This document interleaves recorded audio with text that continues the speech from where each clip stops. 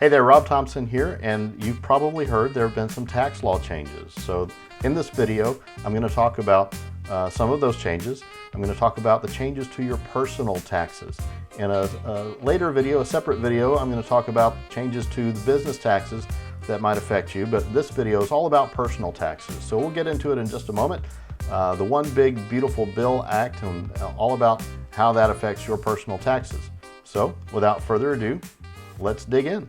Okay, let's get into the presentation. So I've prepared a slide deck for this so you can see what we're talking about. You can read along as I walk through these changes.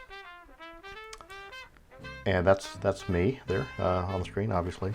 And a little bit about me. I'm the founder of Thompson Law Firm, and started in 2016. I'm a retired JAG attorney with the Texas Army National Guard. I've had deployments to Iraq, Afghanistan, and Kuwait. And I've been doing tax and estate planning since 2014. So some key points to consider as we walk through the changes to your personal taxes from the OBBBA. It was signed into law on July the 4th of 2025, and it extends and modifies some of the provisions of the 2017 Tax Cuts and Jobs Act. It also introduces some new policies. The economic impact from this law is projected to increase the long-run GDP by about 1.2% and reduce the federal tax revenue by $5 trillion over 10 years.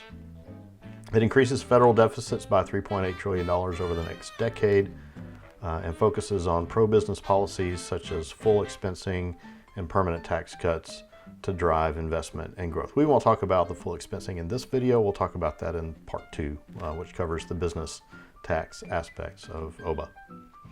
And finally, the tax focus of the law. There are other aspects of the law that aren't necessarily tax related, but the tax focus is essentially to restore the favorable Tax Cuts and Jobs Act provisions, introduce new incentives, and tighten some of those international rules.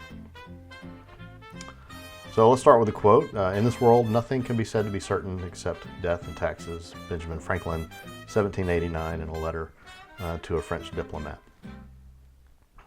All right, let's dive in. Permanent tax cuts. So some of the tax cuts that were made permanent that were previously set to sunset on January 1 of 2026. So the prior law lowered the rates at the end of 2025. The lowered rates were set to expire at the end of 2025, and those were made permanent. So across all tax brackets, and that's indexed for inflation after this year being 2025, and expand the 10% and 12% brackets with an additional year of inflation adjustments. So we've got 7 tax brackets, and there they are: 10%, 12%, 22%, 24, 32, 35, and 37. And as a result of these changes, with the lower tax brackets being made permanent, it allows for certain opportunities to strategically manage income and consider strategies like, for example, Roth conversions while in those lower tax brackets. And so that would apply if maybe you've retired earlier than you're required to take those or start taking your required minimum distributions. So for that window of time, you are possibly in a lower tax bracket than you would be if you're taking your RMDs. And so you can take advantage of converting tranches of your IRA or 401k at a lower tax rate than you'll be subject to once you have to start taking those RMDs. Just one example. All right, some other permanent tax cuts. We increased the standard deduction. The prior law. Some additional permanent tax cuts. The prior law had the increased standard deduction that expired or was set to expire at the end of 2025, and the personal exemptions were suspended from 2018 through 2025. The change with the passage of OBBBA is that we permanently increase the standard deduction, and we're permanently terminating those deductions for personal exemptions. So here are the 2025 standard deductions. Single and married filing separately, $15,750. Married filing jointly, $31,500. And then head of household is $12,625. All right, and so the next change that we're going to talk about is that with the prior law, with the Tax Cuts and Jobs Act, we had that $2,000 child tax credit, and then it was set to be reduced to $1,000 after 2025, and then there was a non-refundable $500 other dependent credit that was expiring after the end of this year. So the change is that we are permanently increasing the child tax credit to $2,200 beginning in 2025, and that's indexed for inflation, and the indexed for inflation part includes the refundable portion, and that $500 other dependent credit is made permanent. It also increases the income phase-out threshold amounts for the child tax credit and other dependent credit. And those thresholds are as follows. For single and head of household, $200,000 if you're filing married filing jointly. The threshold for the phase out is $400,000. And we've also got to change to how tips are taxed. So no tax on tips, in quotes, because there are some parameters, some limitations on that. So up to $25,000 deduction for qualified tips in certain occupations. So there you have it. Limitations, guidelines, guardrails and guidelines. So there is a list of occupations that has been provided by IRS, the service, and employees must provide employers must list the occupation on the Form W-2 or the 1099, whichever one applies to the employee's situation. Those qualified tips are voluntary cash or charged tips from customers through tip sharing. So they're either cash tips that the employee receives, or it's from a tip sharing arrangement shared by multiple employees of the same employer. They have to be reported on the W-2 or the 1099 or other specified statement furnished by the individual, or reported on that Form 4137. Self-employed individuals in a specified service, trade, or business do not qualify. So if you're self-employed, too bad. And if you're married, in order to get this deduction, you must file as married filing jointly. And it phases out for taxpayers with a modified adjusted gross income of $150,000 for single, or $300,000 for married filing joint. And it's temporary. Set to expire after 2028. So it runs, currently it's set to be available from 2025 through 2028. We'll see what happens. And then you've also heard about the no tax on overtime pay. Again, there are some guardrails and some limitations on this, but it allows up to $12,500 deduction or a $25,000 deduction, depending on whether you're filing single, or whether you are single or married filing jointly, for qualified overtime compensation. And that qualified overtime compensation is the amount that exceeds your regular rate of pay, or the employee's regular rate of pay. The half portion of the time and a half portion, for example, that is required by the FLSA. It must be reported on a W-2 or a 1099, similar to the tip income that's for that deduction, or other specified statements furnished to the individual by the employer. And employers are going to be required to file information returns with the IRS and provide statements to employees showing the amount of qualified overtime compensation paid during the year, so that everyone is on the same page. You're reporting the information to the IRS, you're reporting the same information to the employees. And if you're married, in order to get the deduction, you must file as married filing jointly. The deduction phases out, again, for taxpayers with modified AGI of $150,000 for single and again, $300,000 for married filing jointly. And this one is also temporary, same window, 2025 through 2028.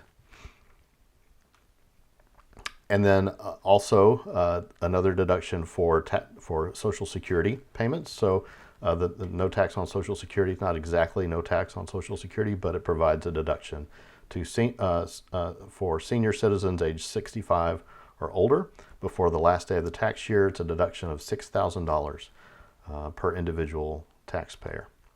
If both spouses are eligible, then they can both take the deduction. It's $12,000. And it phases out with modified AGI of $75,000 for a single person or $150,000 for married filing jointly. And there again, if you're married, in order to get the deduction, you must file as married filing jointly. And again, this one also phases out, or it sunsets after 2028. So it runs from 2025 through 2028, and then it will expire unless they extend it or make it permanent. So we also have a new state and local tax deduction change. So the previous law, there was a $10,000 cap on state and local tax deduction, and that was set to expire after 2025. The change is that it's increasing that cap to $40,000 for 2025, and then it's increasing 1% annually through 2029, and it will revert after 2029 back to the $10,000 cap starting in 2030. There's a phase out here as well, and that phase out begins when modified adjusted gross income exceeds $500,000 in 2025, and that increases annually by 1% through 2029. The deduction is reduced by 30% of the amount of the taxpayer's modified adjusted gross income exceeds that threshold, but it's never reduced below $10,000. And then for planning purposes, if you're in a state that has a high state tax for business income or personal income, then you should consider electing a pass-through entity tax in the states that have passed that. Texas is not one of those, so if you're watching this in Texas, which I'm in Texas, which is why I mention it, Texas doesn't have that. So, but Texas also doesn't have a personal income tax, so it doesn't apply. All right. Next, car loan interest. So there is previously there was no deduction for car loan interest paid for personal use cars, automobiles. OBBBA creates a new above-the-line deduction for tax years 2025 through 2028, and the maximum deduction is $10,000. There are some additional stipulations. For example, it phases out when modified adjusted gross income exceeds $100,000 for single, $200,000 for joint. The vehicle must be for personal use, it must be purchased new, and it must have been finally assembled in the U.S. So it can't be imported at fully assembled vehicle in order to qualify. It has to be final assembly in the U.S. And the loan must be secured by the vehicle. So, and in order to evidence that, lenders must file information returns and furnish statements to the taxpayers so that you can file those, so that you can provide evidence to the IRS or to your CPA, but ultimately to the IRS when you file your taxes. And then you've probably heard about Trump accounts. So these are new accounts that are available for minors. They establish tax deferred savings for minors. Contributions can be made in the calendar year prior to turning 18 years old. They're capped at $5,000 per year, but they're not deductible. Those contributions are not deductible. No contributions are allowed until 12 months after enactment, which will be next year. Employers can make contributions, which will not be includable in taxable compensation.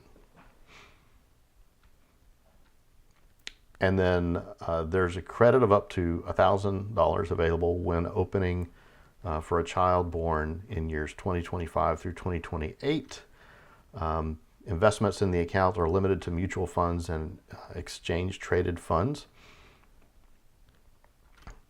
And no distributions are possible prior to age 18, and that also will phase out, or it will be it's set to sunset after 2028. All right, other tax provisions